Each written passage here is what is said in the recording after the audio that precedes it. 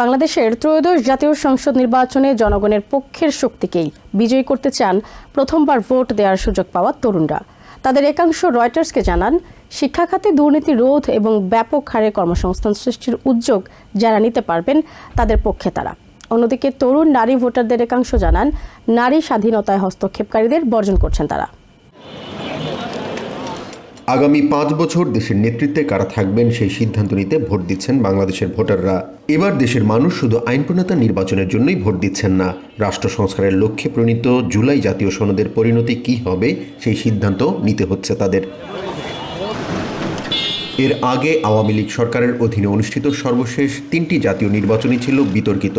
এর মধ্যে 2014 সালের নির্বাচন একতরফা, 2018 সালের নির্বাচন রাতের ভোট এবং 2024 সালের নির্বাচন ডামির নির্বাচন হিসেবে পরিচিতি পায়।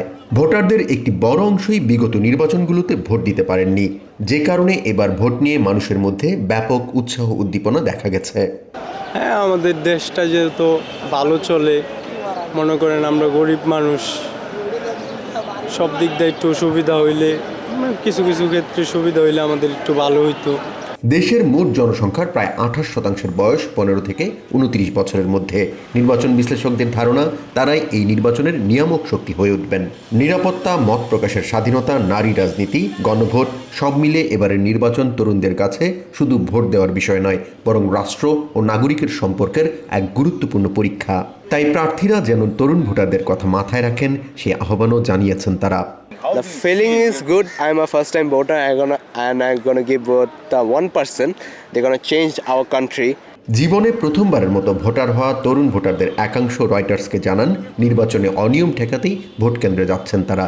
গণ অভ্যুত্থানের পর তরুণ নেতৃত্বের উপর আস্থা হারিয়েছেন জানিয়ে তারা জানান, জনগণের পক্ষের শক্তিকে সমর্থন দিয়েছেন তারা। যেহেতু জনগণের জন্য তারা কাজ করতে চায়, ঠিক সেই জন্যই জনগণ ঠিক যেটুকু চায়, জনগণের যে প্রত্যাশা সেটাই যেন তারা করে। শিক্ষা খাতে আমূল সংস্কারের কথা জানিয়েছেন কয়েকজন তরুণ ভোটার। আমরা মার্কা দেখে ভোট দিব না, আমার প্রার্থী আমাকে কি ফ্যাসিলিটিগুলো প্রোভাইড করবে, কি দিবে, যেমন আমার শিক্ষা ব্যবস্থা উন্নত করতে হবে। কর্মমুখী শিক্ষার প্রসারের উপর গুরুত্ব দিয়ে তারা জানান, শিক্ষা খাতে দুর্নীতি রোধ এবং ব্যাপক হারে কর্মসংস্থান সৃষ্টির উদ্যোগ যারা নিতে পারবেন তাদের পক্ষেই তরুণরা।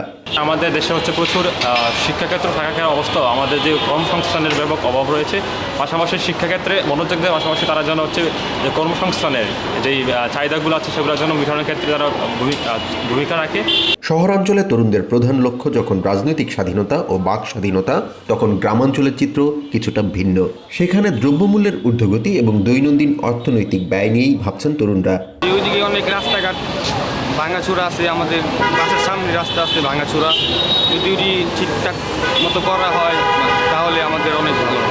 এছাড়া গ্রামীণ অবকাঠামোর উন্নয়ন, কৃষি ও শিল্পের বিকাশের পক্ষেও অবস্থান নিয়েছেন তারা।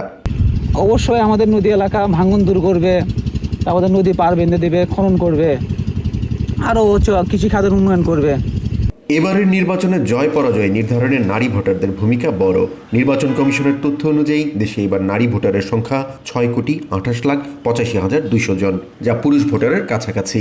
নারী ভোটারদের একাংশ রয়টার্সকে জানান, নারী স্বাধীনতায় হস্তক্ষেপকারীদের বর্জন করছেন তারা। আমি জামাত চাই না এবং একজন ওয়ার্কিং ওম্যান হিসেবে কখনোই আমি তাদের যে নারী বিষয়ক নীতিমালা তারা বারবার করে বলতে চাচ্ছেন সেটার বিরুদ্ধে।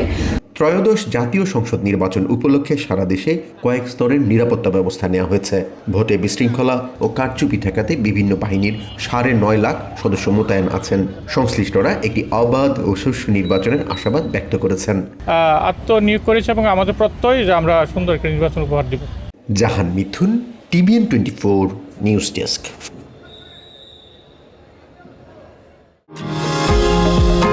নিউ ইয়র্ক থেকে সম্প্রচারিত TVN 24 টেলিভিশন বিশ্বজুড়ে বাঙালির কণ্ঠস্বর।